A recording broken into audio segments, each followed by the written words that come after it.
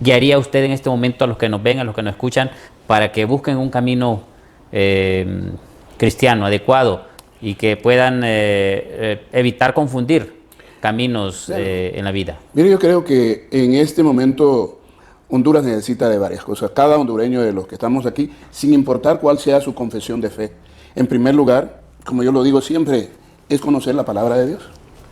Conocer la palabra de Dios, tener la oportunidad de que, ya sea como un individuo o como familia, tengan la oportunidad de sentarse y compartir la palabra de Dios. Eso es una forma de evangelizar en la primera iglesia, que para mí es la familia. Entonces, compartir con ellos, porque una de las cosas que yo aprendí temprano en la vida es que en nuestras casas, lo primero que teníamos que hacer en el transcurso del día era que nos reunían y nos leían la palabra de Dios. Ahora ya no se hace. Y es tan necesario poder reunirse como familia y orar. El poder de la oración puede hacer muchas cosas. Transformar nuestras propias vidas. El enseñarnos a que Cristo Jesús, por amor, vino a este mundo y se dio por cada uno de nosotros. Para que, conociendo la verdad de la palabra de Dios, podamos ser hombres y mujeres íntegros y justos en este mundo lleno de desigualdades. Debería de ser un reto reunirse los buenos para incentivar que en el sistema de educación existan los cambios que hemos mencionado e incluir lo que es la lectura de la Biblia, por ejemplo, en las escuelas. Sí, pero posiblemente en el Congreso le van a decir, pero la educación es laica.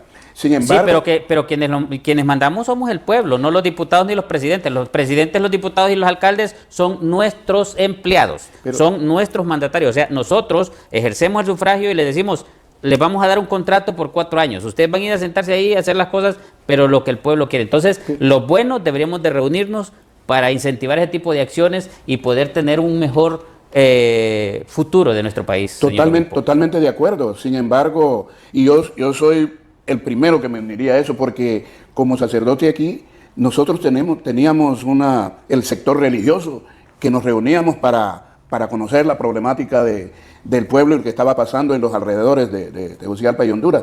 Pero, volviendo a una de las cosas que usted hace poco hizo mención, nosotros elegimos a los miembros del Congreso y a los miembros de la Corte Suprema y a todos los demás. Pero una vez estando ahí, se olvidan de la razón por la cual están allí y se les olvida legislar para beneficio del pueblo. Se legisla simplemente para cada uno de ellos, pero no para beneficio del pueblo.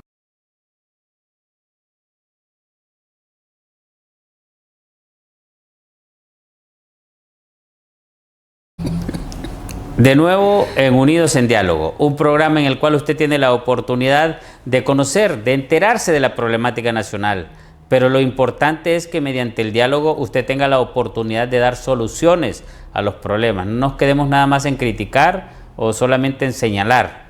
Las soluciones son las que debemos dar los hondureños responsables ante la problemática existente en el país. El día de hoy abordaremos un tema de la época.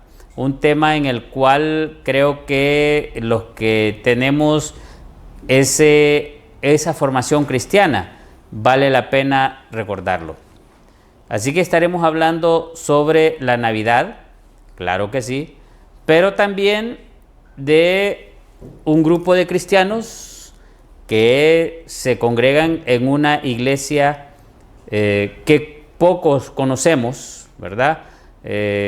Abiertamente, porque hacen su labor silenciosa como hormiguitas y tienen una gran cantidad de personas en el país donde ustedes menos lo creen. Se trata de el señor obispo Allen, quien le damos la bienvenida de la Iglesia Episcopal. Señor obispo, un placer y gracias por acompañarnos aquí en Unidos en Diálogo de Canal 51. Gracias por esa oportunidad de contar con su presencia. Es un enorme placer, una alegría estar aquí con ustedes para darle a conocer a la comunidad hondureña el concepto cristiano de la Navidad y al mismo tiempo para compartir con ustedes quiénes somos y qué es lo que hemos estado haciendo en Honduras a través del tiempo. Señor obispo, ¿dónde nació usted? Le voy a contestar como regularmente le contesto cuando alguien me pregunta eso. Yo soy más hondureño que las playas de Tela. O sea, soy nativo de la ciudad de Tela, nací en el centro de Tela, crecí en Tela, comencé mi educación en la iglesia episcopal, en la escuela Holy Spirit. Por alguna de esas razones hubo un tiempo en el cual la escuela episcopal se cerró en Tela y luego ingresé a la escuela de varones Francisco Morazán. Me gradué e ingresé al Instituto Triunfo de la Cruz, que para mí es mi alma mater y fue la mejor institución del puerto de Tela. Así que soy honrosamente un teleño. Teleño, como se les dice a los oriundos de Tela. ¿Y cómo usted incursiona en el proceso de seguir el camino hasta llegar a ser obispo? Es un camino bastante largo. Para mí comenzó muy temprano en la vida. Yo tuve la oportunidad de estar con un sacerdote costarricense que casualmente su nombre es Lloyd. Ese es mi primer nombre también. Y estaba en la escuela episcopal. Estaba en segundo o tercer grado. Y en una de las oraciones matutinas, el padre Stennett bajó y estuvo impartiendo su doctrina, pero en eso me quedó viendo y me dijo, yo quiero que tú seas mi acólito. Y me llevó a la sacristía, me revisté y yo le digo a la gente, después no volví a salir de la sacristía, porque después de eso, una vez graduado de secundaria, teníamos un obispo cubano y yo fui con el obispo Anselmo Carral y le dije, obispo, yo siento que tengo un llamado al ministerio ordenado. Y me quedó viendo y se rió y me dijo, Lloyd, eres muy joven, tienes que ir a conocer el mundo. Estaba terminando mi secundaria y le dije, pero ¿cómo voy a hacer eso? Me dice, ese es problema tuyo. Entonces lo que hice fue que navegué por 3 años y medio, me embarqué, como había acceso a todo eso en los puertos, era algo bien común, y la gente joven salía y yo salí, navegué y conocí el mundo, anduve por los 7 mares y regresé después de una gran experiencia. Yo creí que después de que yo saliera al mundo, hiciera dinero, vea todas las cosas allá afuera, ellos dijeron, este ya no regresó. Entonces regresé, ya cuando regresé no estaba el obispo Carral, estaba un obispo norteamericano cubano y me dijo, he escuchado mucho acerca de vos y te voy a mandar al seminario. Entonces de ahí fui al seminario, comencé mi formación teológica en la Escuela de Teología, en la Facultad de Teología de la Universidad de Tennessee. Y hice un par de años ahí y luego me trasladé a la Facultad de la Universidad de Austin, en Texas, donde salí con una maestría en teología y regresé a Honduras, fui ordenado diácono un 25 de enero, que es Día de la Mujer, en la Catedral del Buen Pastor en San Pedro Sula.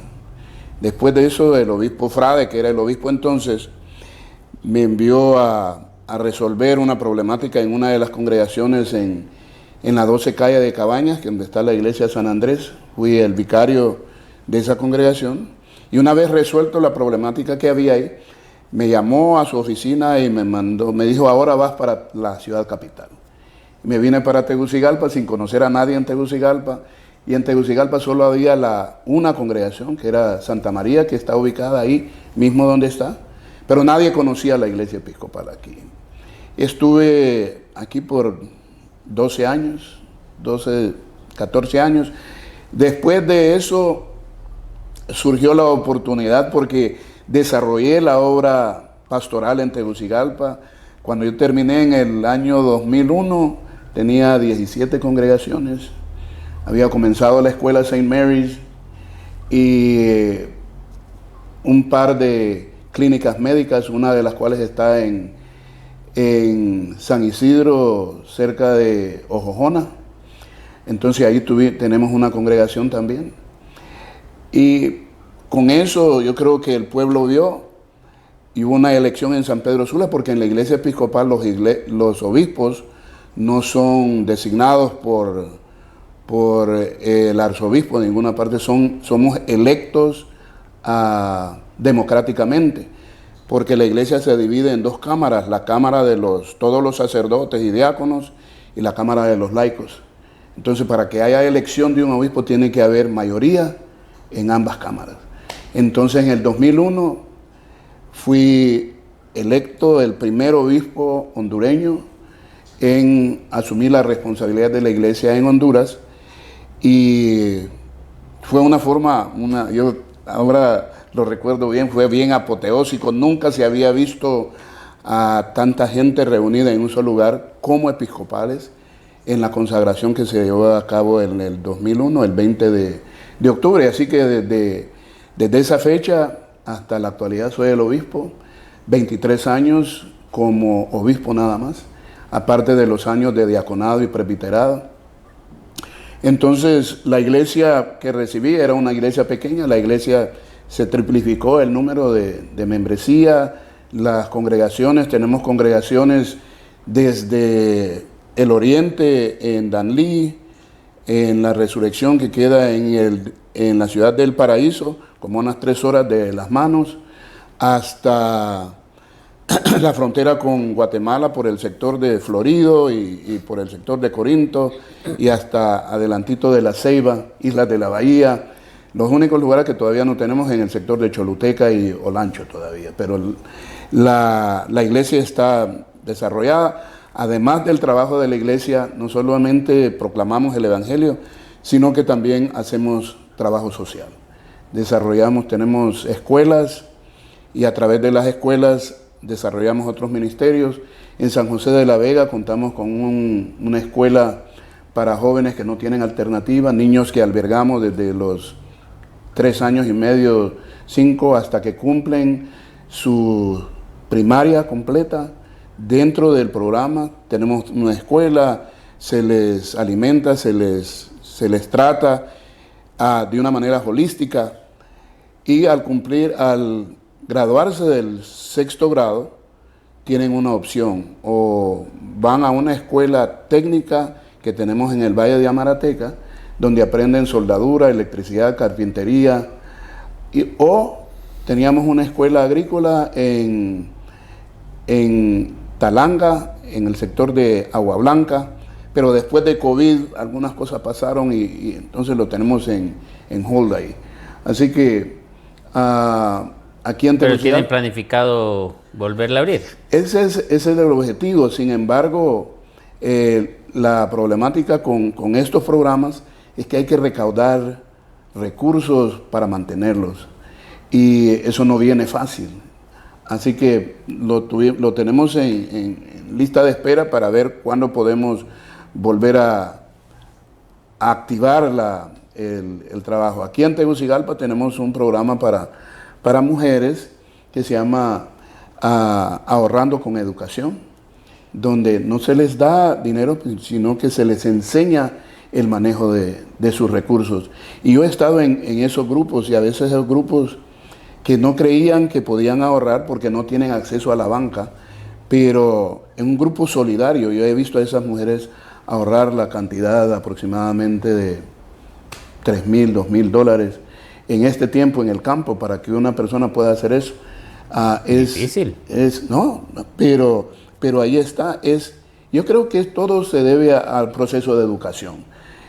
Yo fervientemente creo en la educación como pedagogo, y la educación puede transformar al mundo. Definitivamente, y la educación, porque eso es parte de lo que se debe cambiar en Honduras. La educación tiene que incluirse lo que es la matemática financiera, que es lo que usted me está diciendo. No es la simple matemática que todo el mundo le tiene temor, sino una matemática más sencilla, más comprensible y financiera, de tal forma que la persona, desde niño, joven y adulto, sepa cómo manejar financieramente su vida para poder tener una capacidad de satisfacer sus necesidades en su momento adecuado.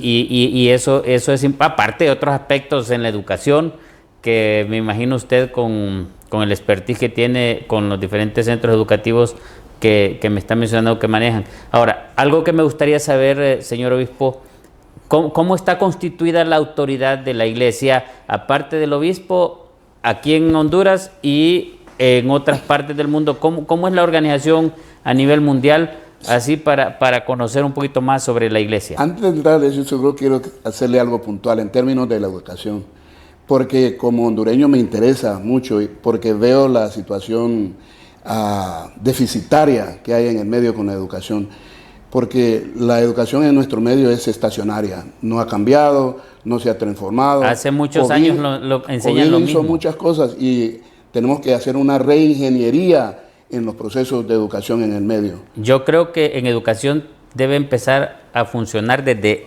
prebásico o preescolar lo que es la enseñanza en la investigación científica, lo que debe ser también la tecnología con la computación, lo que debe ser un segundo idioma, lo que debe ser moral, cívica y patriotismo, y lo que debe ser como quinto pilar la matemática financiera, que son los 5 aspectos que yo he estado promulgando desde hace muchos años, que se debe cambiar la educación en nuestro país. Y entre los aspectos moral, cívico y patriótico tiene que estar, desde mi punto de vista personal, la parte religiosa o cristiana, porque ese es un aspecto que se le debe dar de oportunidad. Y se le digo oportunidad porque yo, en lo personal, estuve en escuelas con formación cristiana y por eso creo que también soy como soy. No soy una persona, ¿qué le puedo decir?, que ando en malos caminos o en malos pasos. O sea, eso es importante porque es parte de la formación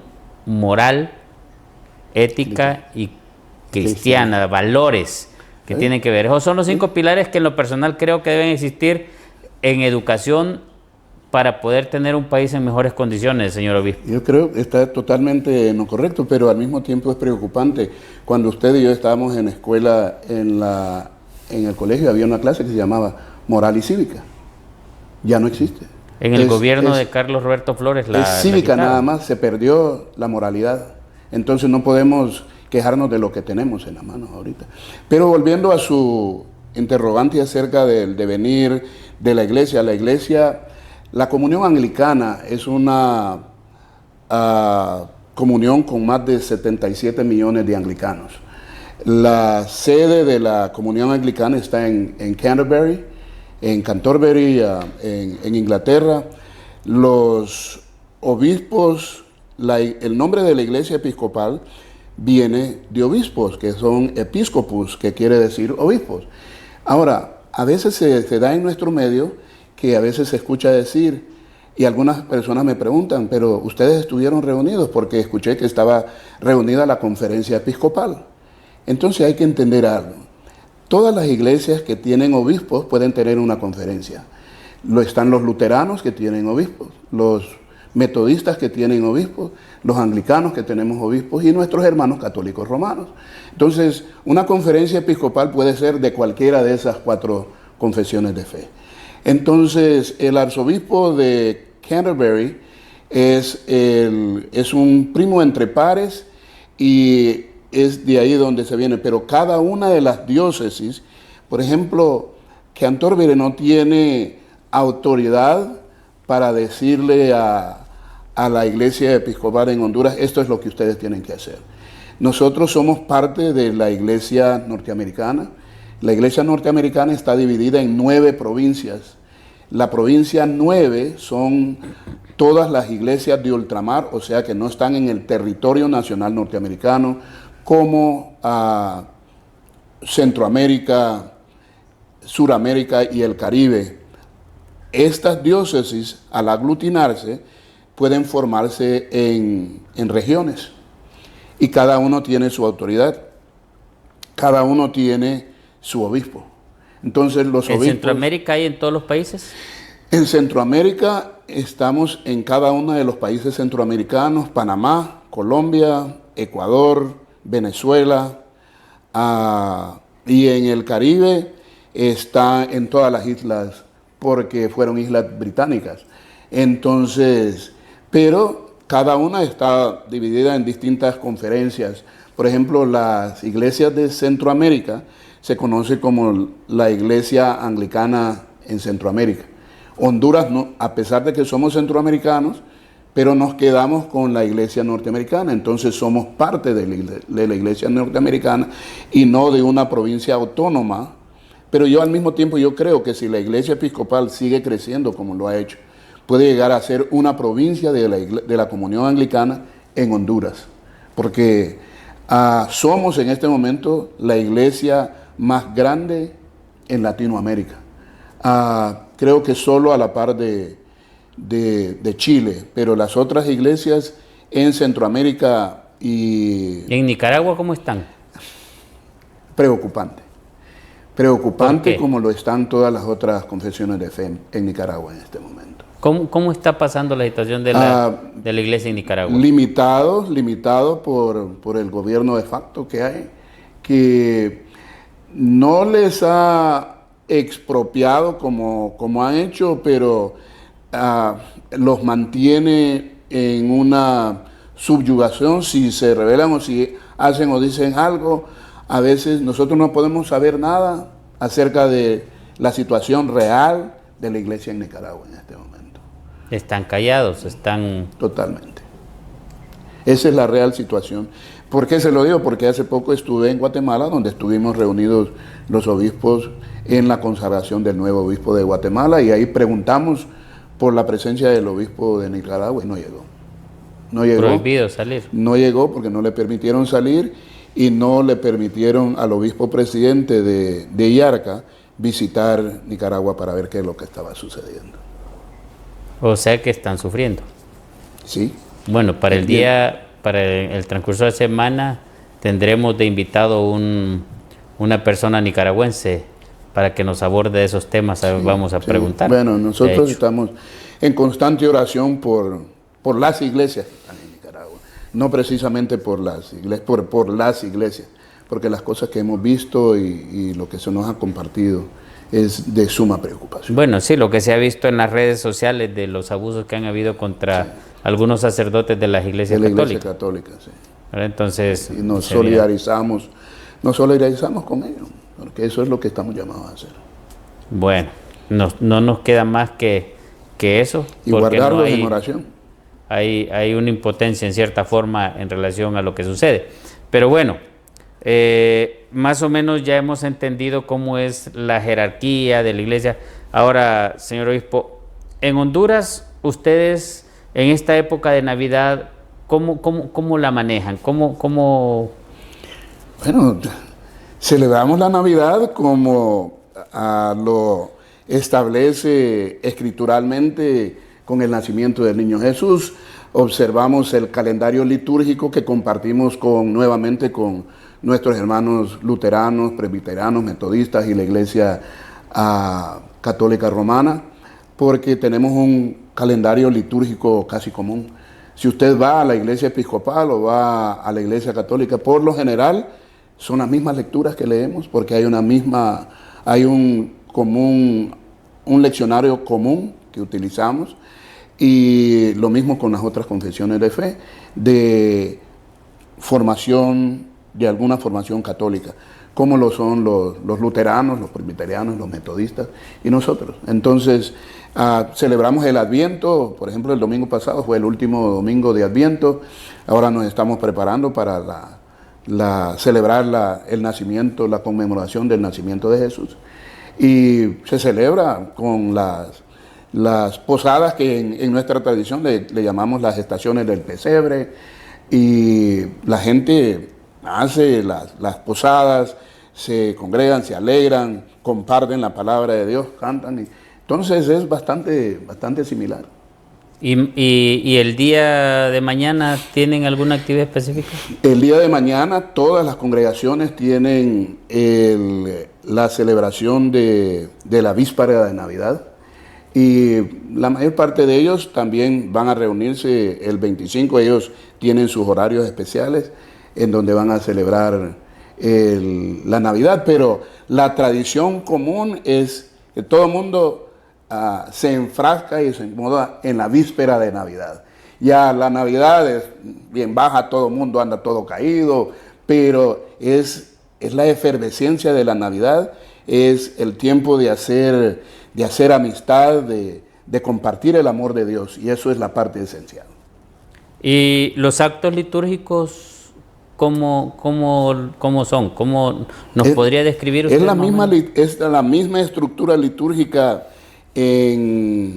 Comienza con la proclamación de la palabra, una homilía o un sermón, luego la consagración de los elementos de pan y vino, e invitamos a la congregación a acercarse y compartimos los sacramentos de pan y vino con el pueblo, cantamos, nos alegramos unos con otros, compartimos la paz, y luego hacemos la bendición y la gente sale. Dentro de esta estructura, cuando le hablo de la proclamación de la palabra de Dios, un procesional de entrada, un himno de entrada, luego las oraciones, escuchamos las lecturas.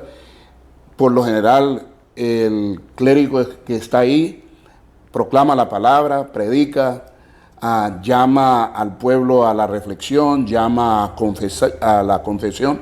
En la iglesia episcopal tenemos una confesión de pecado, pero si ustedes van a una iglesia episcopal no va a haber un confesionario como tal, pero hay una forma de concepción que le llamamos la reconciliación de un penitente, en donde una persona puede llegar y buscan a un sacerdote y quieren hablar con un sacerdote, y puede llegar y confesarse con esa persona, pero no hay un cubículo, no hay un confesionario como tal, pero sí el rito está ahí. Entonces la estructura litúrgica es casi la misma. Yo tengo una inquietud, ya que estamos hablando de eso, y me gustaría, tal vez usted me instruye un poquito, o nos instruye a todos los que estamos en este momento pendientes de sus palabras. ¿Qué significado tiene, por ejemplo, el pan y el vino en el acto litúrgico? Son representativos del cuerpo y la sangre de Cristo. Pero ¿cómo viene la historia? Lo que a mí me encantaría saber, cómo se relaciona en lo que se hace en la actualidad con lo que se hacía cuando Jesús, reunido con los apóstoles en la última cena. Cuando Jesús en la última cena dice: tomen y coman y háganlo en memoria de mí. Y eso es lo que hacemos. A través del tiempo se crea un instante en donde se habla de la consubstanciación y la transubstanciación, de que en ese momento esos elementos se convierten en el cuerpo y la sangre de Cristo.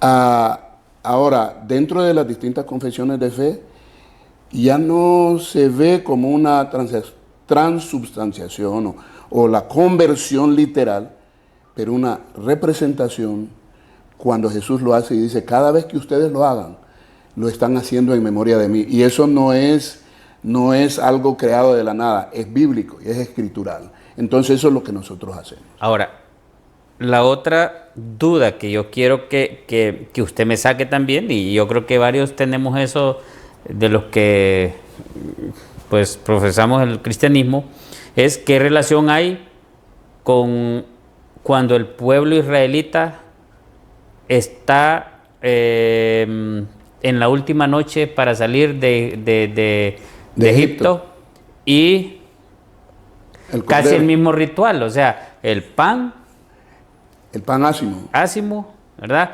Y el cordero. Y el cordero. ¿Qué significado o qué relación hay entre ese evento, el evento de Jesús en la última cena, y el evento o ritual que se hace en la iglesia? Recordemos que Cristo Jesús se convierte en ese cordero.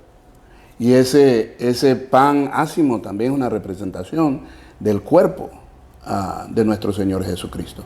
Pero Él es el Cordero, el verdadero Cordero Pascual, porque eso sucedió en la noche de lo que ahora se convierte en la gran vigilia pascual, en donde el pueblo se reúne y rememora esto. Con esa remembranza llega al momento de la cena, cuando el pueblo de Israel va a salir, que toman el cordero y por la prisa en que iban a salir, tenían que compartirlo ahí y no podía quedar nada, tenían que consumirlo, y si no había suficiente familia ahí, tenían que buscar quienes, pero tenían que consumir aquello para no dejarlo atrás y quemarlo. Entonces, eso viene a convertirse, por eso Cristo Jesús se convierte en el Cordero Pascual, porque esa es la remembranza de lo que está haciendo y lo que se hizo allá en Egipto antes de que el pueblo saliera bajo el liderazgo de Moisés. Yo leo estas preguntas porque hemos tenido esas dudas en el transcurso de nuestras vidas en relación, por ejemplo, a mí me encanta, siempre me ha encantado el ritual. Le comparto que yo fui acólito también en una de las iglesias, en la iglesia allá en Cihuatepec, en la iglesia católica, la que está en el parque, no me acuerdo si es la San Pablo, sí, ya Pablo. No me acuerdo, la que está en el parque es la principal. Cuando estaba el padre Juárez, me acuerdo. Muy famoso. Padre Juárez. Porque después de la misa nos daba 50 centavos a los que éramos acólitos. Pero bueno, esos eran los domingos. Y yo le cuento eso porque son detalles de la niñez que para mí son agradables y no los puedo dejar de comentar, ¿verdad? Pero esta parte de la formación es difícil que nos la expliquen. Por eso es que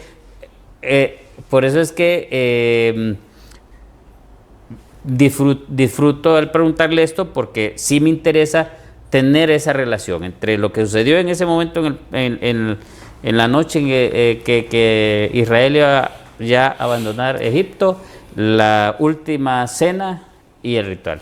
Pero vamos a hablar un poquito más sobre este tema al venir de la pausa, porque es importante profundizar en ese aspecto para darle a entender a los que nos ven realmente qué es lo que significa en una homilía, en una misa, en una Eucaristía, ese momento, que para mí es trascendental, pero hay que entender esa parte de lo que está en la Biblia y en la historia plasmada en la Biblia. La parte sacra. Exacto. Vamos a una pausa y retornamos con ustedes, y al venir salimos de esas dudas que nos instruya el señor obispo Allen. Ya regresamos.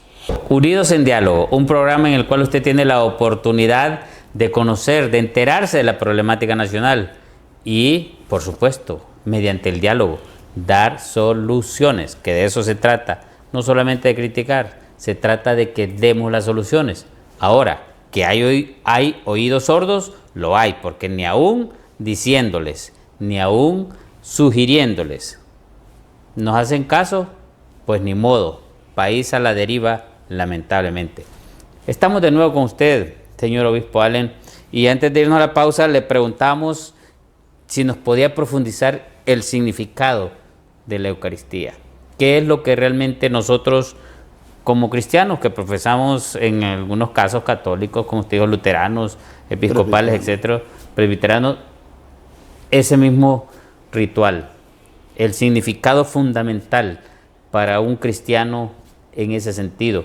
Para cualquier cristiano de tradición católica, ya sea tradición católica, evangélica, el simbolismo esencial es estar en comunión con el cuerpo de Cristo. Que somos uno en Cristo, y esa es la unidad esencial, el mensaje de la Eucaristía, que antes de pasar enteramente a la Eucaristía, tenemos la oportunidad de escuchar la palabra de Dios. Después de escuchar la palabra de Dios, a través de las lecturas del Antiguo Testamento, del Salmo, de la lectura del Nuevo Testamento y del Evangelio, luego escuchamos la reflexión del clérigo, del sacerdote o su sermón. Y después de eso se entra la parte realmente sacra y solemne de la Eucaristía, que es la consagración de los elementos de pan y vino. Ese es el momento cumbre en la Eucaristía.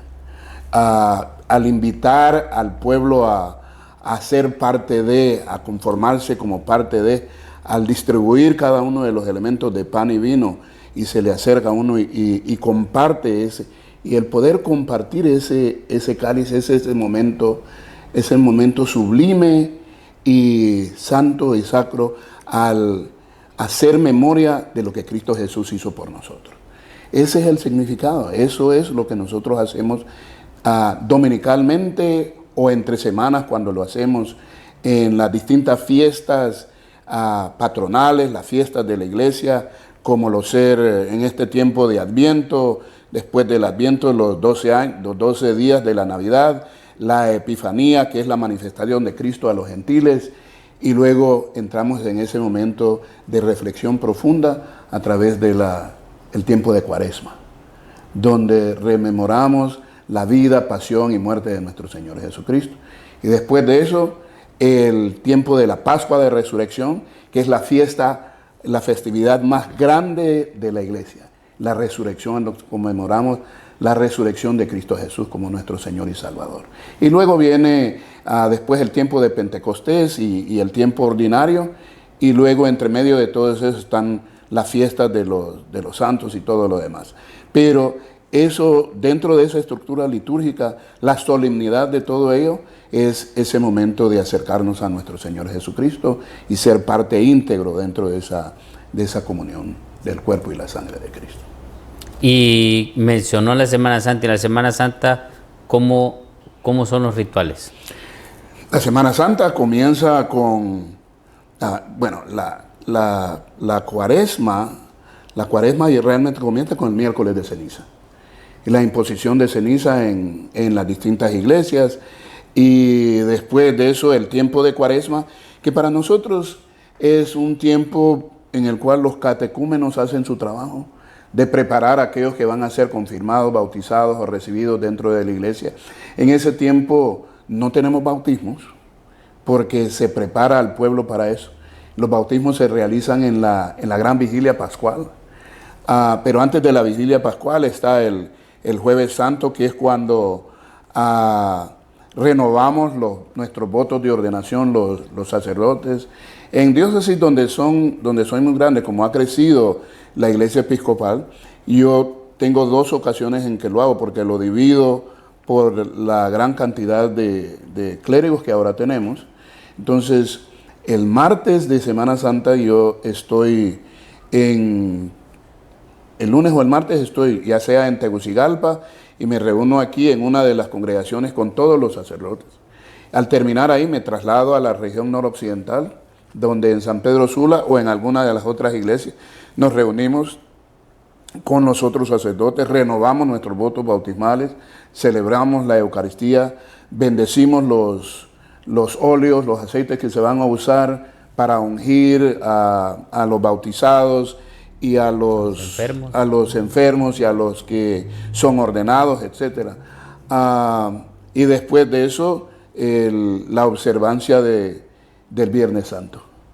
No tenemos procesionales como tienen nuestros hermanos católicos romanos, pero sí tenemos rituales específicos como la cena del Señor, el Jueves Santo, la adoración de la cruz en el día de Viernes Santo, y el sábado de gloria o el sábado santo, y nos preparamos para la gran vigilia pascual el sábado por la noche, o bien puede ser el domingo a una hora muy temprana, y después celebramos la Eucaristía festiva y luego cada quien se va para su casa. Pero esa es la estructura litúrgica nuestra.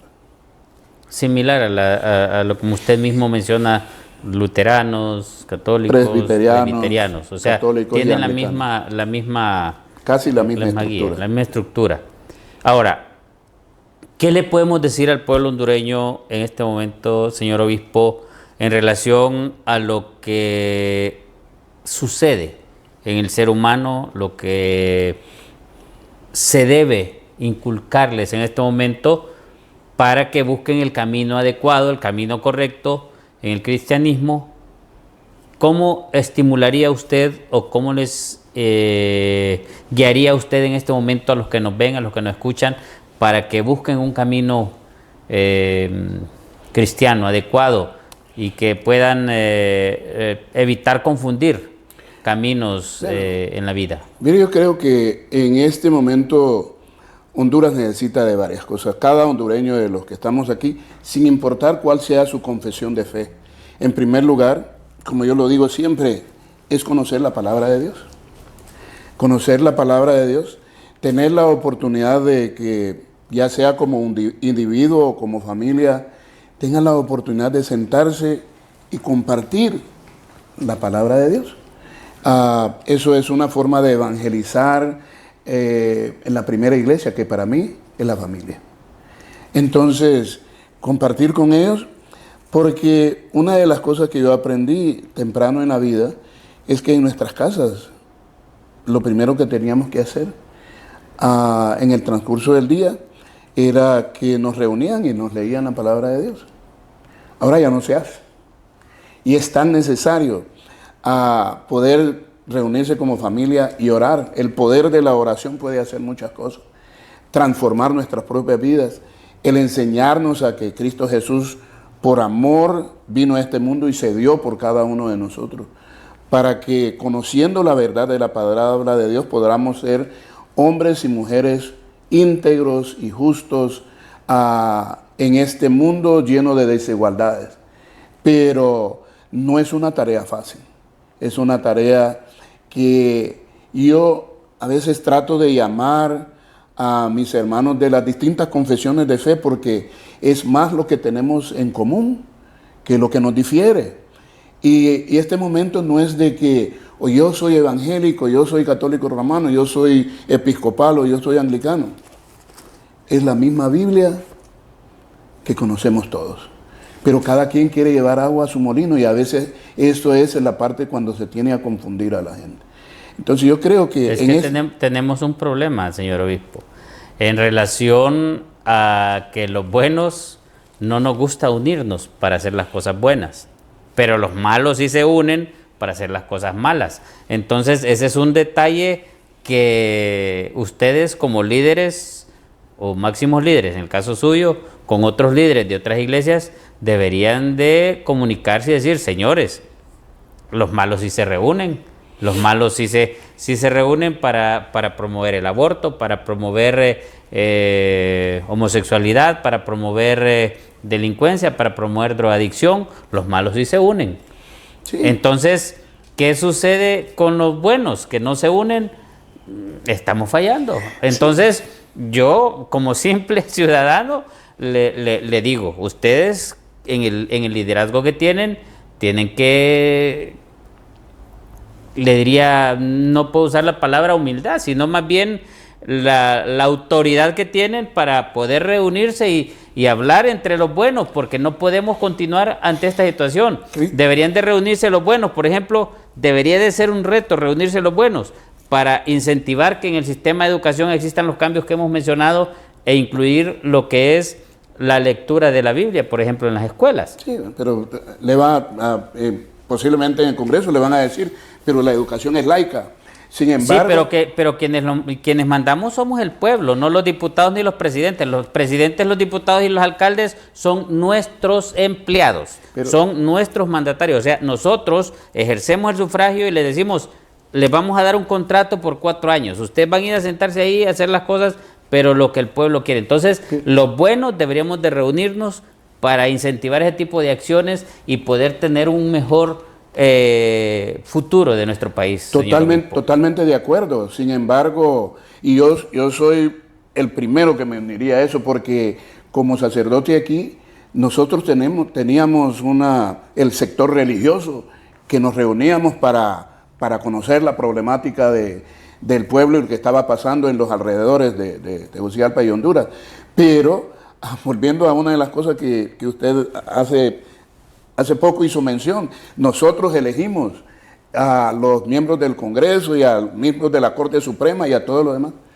Pero una vez estando ahí, se olvidan de la razón por la cual están allí, y se les olvida legislar para beneficio del pueblo, se legisla simplemente para cada uno de ellos, pero no para beneficio del pueblo. Pero es porque nosotros tenemos la culpa, porque nos dejamos, porque ellos son nuestros empleados. Vea que ellos dicen, yo soy el Estado, yo soy el gobierno, yo soy la que mando, dueño de aquí, dueño de allá. No, hombre, si son nuestros empleados como pueblo. Y eso hay que enseñárselos y hacerlo valer. Pero, y yo, se lo insisto, y le pediría a usted humildemente que empiece a formar liderazgo en reunirse con los líderes, altos líderes de las iglesias y de la sociedad, para que empecemos los buenos a unirnos. Nosotros hay una organización aquí en Honduras que ha logrado en ocasiones específicas reunirnos, se llama Visión Mundial. Y Visión Mundial, a través de esta organización hemos podido reunirnos, pero no con la frecuencia con la que se debe de hacer. Nos reunimos en ocasiones específicas para ciertas cosas, pero yo sí creo que cada confesión de fe, cada obispo, cada sacerdote, cada pastor, deberíamos de tener una calendarización, conocer la realidad objetiva que está sucediendo en este país y podernos parar, poder llamar a aglutinar en el Chelato Uclés en una noche de oración por Honduras, por el amor de Dios.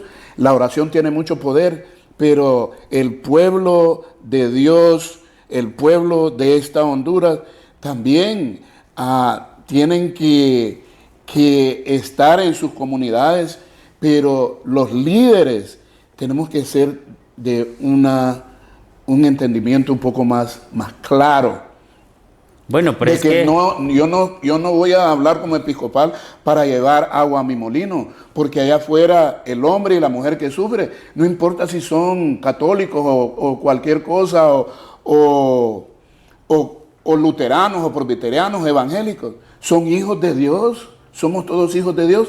Pero ¿qué pasa con el niño que hoy no puede ir a la escuela?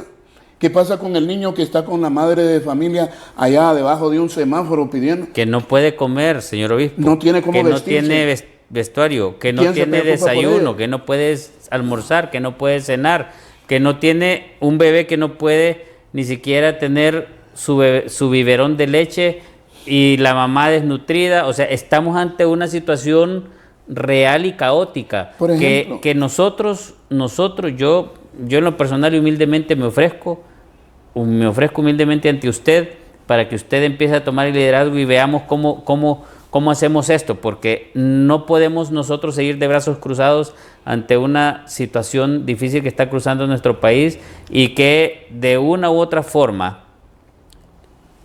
ese hermoso libro que usted tiene ahí dice realmente lo que tenemos que hacer. Claro, ahí está.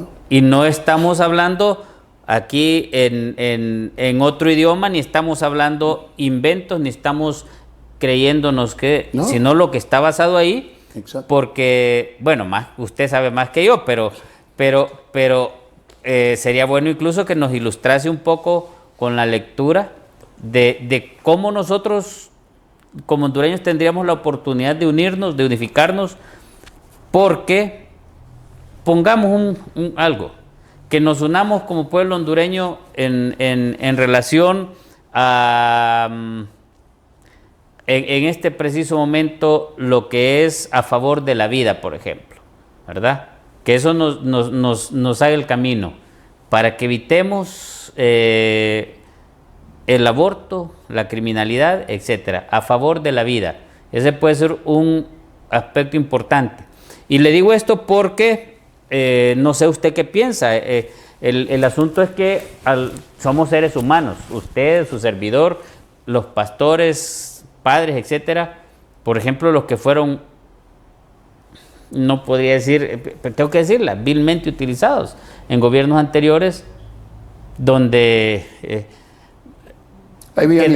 hicieron quedar mal y eso incluso provocó una división algo profunda en la familia cristiana. Entonces, creo que tenemos que hacer algo diferente para que las cosas sean diferentes y que tengamos la oportunidad como pueblo hondureño de levantarnos de ese letargo, de ese sufrimiento y de ese subdesarrollo permanente que nos ha mantenido Bueno, desde que yo tengo uso de razón, los gobiernos desde la década de los 80, 90, tal vez usted tiene un poco más conocimiento de las décadas atrás, pero yo no he visto ningún cambio en ninguno de ellos, todos han sido igualitos, todos nos han prometido mejorar salud, educación, seguridad, trabajo, y el otro nos ofrece trabajo, educación, salud, el otro salud, educación, trabajo, solo cambian de estructura. Entonces, basados en la Biblia, señor obispo, Pero ¿qué nos puede usted guiar e incentivar a una unidad como personas buenas ante una sociedad que está sufriendo? yo creo que es una buena oportunidad. Yo le agradezco esta oportunidad que usted nos está ofreciendo en este momento para poder aglutinarnos como hombres y mujeres de Dios, porque quiero decirlo eso bien claro. En Iglesia Episcopal, y creo que lo vi decirlo, nuestros ministerios son guiados por hombres y mujeres ordenados, porque creemos en el ministerio de la mujer como también lo tiene el varón. Y en nuestra confesión de fe, las mujeres son reconocidas y son ordenadas. Así que tenemos un trabajo amplio que hacer y grande que hacer, pero tenemos que tratar de dejar de llevar agua a nuestro molino, porque el mismo mal de Honduras es el mal de todos, no importa cuál fuera nuestra confesión de fe. Por ejemplo, en este tiempo de Navidad, el capítulo 11 del libro del profeta Isaías, que profetizó acerca del nacimiento de Jesús, pero dentro de ese capítulo, el verso 3 y el verso 4, dice: Jehová no juzgará según la vista de sus ojos, ni arguirá por lo que sus oídos escuchen, sino que juzgará con justicia a los pobres y arguirá con equidad a los mansos de la tierra, y herirá la tierra con la vara de su boca, y con el espíritu de sus labios destruirá al impío. Entonces, la palabra de Dios es bien clara. El ministerio de Cristo Jesús siempre va a ser en favor de los desposeídos y de los pobres. Y eso es lo que nosotros tenemos que retomar. No tenemos que andar haciendo especialidades o separando uno de otro, porque Cristo Jesús no lo hizo. Se dio a sí mismo, y como iglesias, como confesiones de fe, ese es nuestro llamado, ese es nuestro deber, y eso es lo que nosotros tenemos que hacer. Pero como yo les reitero, y posiblemente a algunos no les gustará, porque siempre trato de proclamar la verdad y hablar con la verdad y de llamar a distintos. Yo no puedo, no me basta con tratar de hacer esto solo en Iglesia Episcopal. A mí me gustaría reunirme con el arzobispo de Tegucigalpa, que lo hemos hecho en ocasiones especiales, pero tiene que ser algo continuo, con el obispo luterano, si lo hay en Tegucigalpa, la Iglesia Metodista, y nuestros hermanos evangélicos, porque es la misma Biblia, no es una Biblia distinta para cada confesión, es la misma palabra que predicamos, pero también la iglesia tiene que dejar de ser la iglesia solo de la casa. La iglesia está llamada a salir, a hacer el evangelio y a transformar el mundo que está ante nosotros. Esa es la responsabilidad nuestra, ese es nuestro deber. Nosotros como confesión de fe, como yo le digo, salimos y vamos al campo y vamos a educar a las mujeres, a tratar de cambiar su idiosincrasia, pero una golondrina no hace verano. Ese proceso de educación del cual hablamos al inicio, tenemos que buscar cómo incluir a los desposeídos en ese proceso de educación. Pero tenemos todavía una educación arcaica, una educación que tiene que ser reingenierizada, reimaginada para ubicarse en el momento de hoy. No es el mañana, es hoy. Entonces, la palabra nos llama y nos cuestiona de qué es lo que estamos haciendo. Porque después de todo, la palabra dice que se nos va a llamar a cuenta por lo que dejamos de hacer. Y ese es el deber de la iglesia en cada uno de los países, en cada uno de los rincones, en cada una de las comunidades donde nosotros estamos. Nosotros, como iglesia episcopal, somos posiblemente una aguja en un pajar, pero estamos tratando de hacer lo que Dios nos ha llamado a hacer. Y para mí es salir de ahí, darle de comer al que no tiene. Por ejemplo, al final de una Eucaristía que yo celebro, yo le digo a la gente, si tú encuentras a alguien que tiene hambre, dale de comer. Es nuestra responsabilidad. Si tiene sed, dale de beber. El ir a las prisiones a visitar a los encarcelados, eso es lo que estamos llamados a hacer. Usted entra a las cárceles, a veces hablamos tan mal de aquellas personas privadas de libertad, y tendemos a juzgarlos. Solo Dios sabe en qué condiciones están. Hablamos de la situación provida. En la farmacia por todas partes están vendiendo ya a niñas pequeñas la pastilla de un día después. ¿Y quién lo regula? ¿Quién lo regula? Nadie, porque no hay un interés propio de cambiar la imagen y hacer de Honduras una Honduras distinta. Esta mañana cuando yo salía de mi casa, pasando por ¿cómo se llama? ¿El Boulevard Chiapa? No, ¿El Boulevard Juan Pablo? Aquí para llegar de el aeropuerto, el Boulevard Comunidad Económica Europea. Este mismo Boulevard Económico había Europea. una señora tirada ahí en el suelo. Varias veces veo ese periódico y lo que más veo ahí es la demestración de la vida de las mujeres, el irrespeto por la vida que hay en nuestro medio. La palabra de Dios, aunque muchos podrán decirme cualquier cosa, pero la palabra de Dios es bien clara y no podemos esconderla, no podemos ponerla en ninguna parte.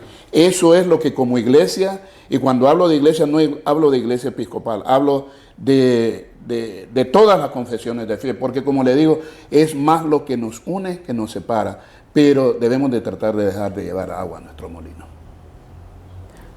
Me deja con la inquietud, señor obispo, y me agradan sus palabras, pero yo creo que sí es el momento de, como cristianos, buscar unirnos los buenos y dejar que los malos se sigan fortaleciendo solitos.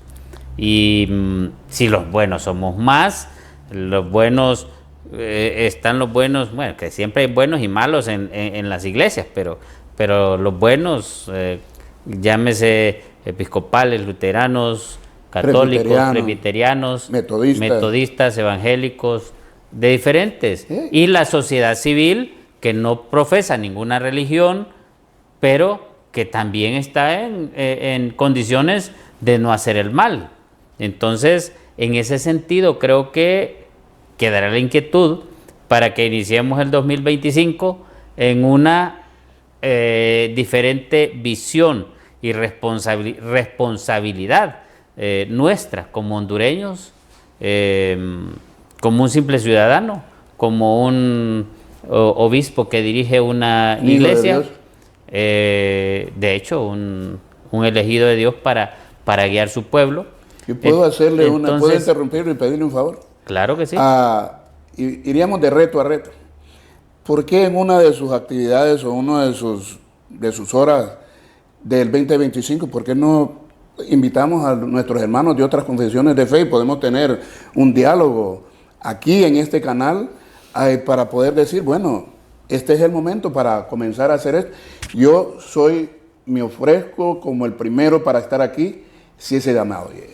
Claro que lo haremos, y usted es el primer invitado. Creo que también en este caso está el pastor Edwin Larios, que ya lo tuvimos aquí en el canal, que es de la iglesia evangélica. Habría que ver, de los luteranos no conozco a nadie, tal vez usted me puede ayudar con los contactos. Sí. De los presbiterianos tampoco. Presbiterianos, metodistas no conozco a nadie. Puede ser que conozca a alguien, pero no sé qué realmente es. Sí. Entonces sería bueno, porque yo se lo digo. Y yo lo haría personalmente, ir a tocarle la puerta para que hagamos esto, y también lo voy a hacer públicamente para que el que no quiera venir a incorporarse a hacer algo bueno, entonces quede la evidencia. No, yo estoy, como le digo, yo ya estoy apuntado. Pues yo también me apunto, porque somos 2 apuntados, 3 apuntados, que vamos a a formar parte de ese equipo, Sí, creo, sí. y solo es que al finalizar el programa nos ponemos de acuerdo, realmente, No, yo estoy, cómo hacer. Y podemos ver el usted calendario. nos puede decir, porque ya estamos a pocos minutos de finalizar el programa, realmente, qué hacer como cristianos en este momento para la Navidad y qué hacer como cristianos para irnos preparando para el 2025. Yo creo que en primer lugar tenemos que cambiar el chip. Tenemos que cambiar el chip, como dicen los jóvenes, y ver al prójimo con verdadero amor, a compartir con aquellos que no tienen, porque hay muchos más de lo que no tienen, de lo que nosotros nos podemos imaginar, y darnos como Cristo Jesús se dio por cada uno de nosotros y compartir el amor de Dios. Es tiempo de Navidad, es un tiempo de alegría, y yo sí quisiera, la otra cosa, pedirle en este tiempo de Navidad, yo lo veo y mi corazón se entristece cada vez que salgo de los límites de la ciudad, de Tegucigalpa, de San Pedro Sula, porque después de esta fiesta quedan muchos niños lisiados, sin dedos, sin manos, pero ahí afuera se está vendiendo pólvora a más no poder. No sé, por ahí una vez vi un anuncio que decía Navidad sin pólvora, pero si en las mismas municipalidades autorizan, dan los permisos para que los niños, los padres de familia, no le compren pólvora a sus hijos. Yo lo manifiesto en todos los lugares donde voy. Es nefasto porque los hospitales se llenan de niños, personas adultas quemadas, niños que quedan sin sus manos y sus dedos. Pero la gran pregunta, ¿quiénes se benefician de esa gran cantidad de pólvora que se distribuye durante este mes de diciembre? Bueno, hubo un incidente terrible en Catacamas, según lo que tengo entendido, un incendio de unas coheterías. Ahora, en ese sentido, eso tiene que ir siendo gradual.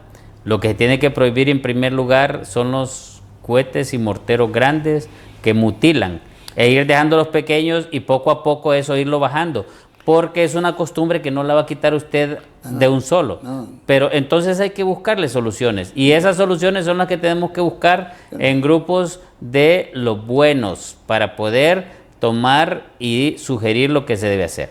Sus palabras finales, señor obispo, porque ya estamos llegando al final del programa.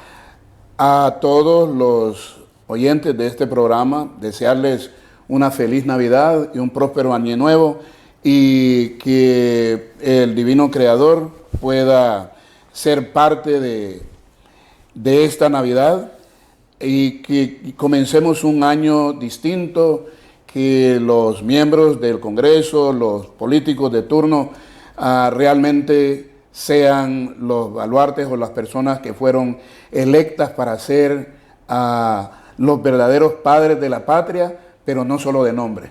No solo de nombre, sino que identificándose con la realidad objetiva que vive este pueblo avasallado, y con todas las situaciones del mundo, que el otro año pueda ser un año distinto para los maestros, para los médicos que funcionan muchas veces con sus puras uñas en los hospitales, que el Seguro Social sea realmente un hospital donde se pueda atender bien a la gente. Así que expectativas, deseosos, y sobre todo mis oraciones para el pueblo de Honduras. Gracias, doctor, por esta oportunidad, y gracias al pueblo que nos ha escuchado esta noche. Gracias, señor obispo Allen. Gracias a nuestros televidentes. Quiero recordarles lo que significa unidos en diálogo. Que unidos en diálogo creemos firmemente en el diálogo y la participación ciudadana como una herramienta clave para poder construir un futuro más justo y próspero para todos los hondureños. Hasta el próximo programa.